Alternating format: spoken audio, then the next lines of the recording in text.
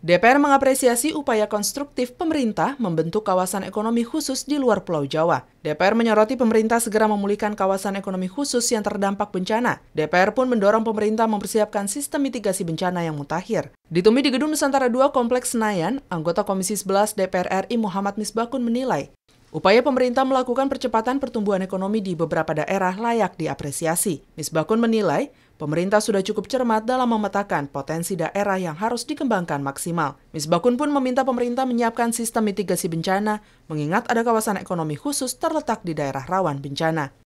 Menko Perekonomian yang akan mengintegrasikan semuanya ini, sehingga dalam sebuah garis komando, sebuah sistem ekonomi itu tidak hanya aktivitas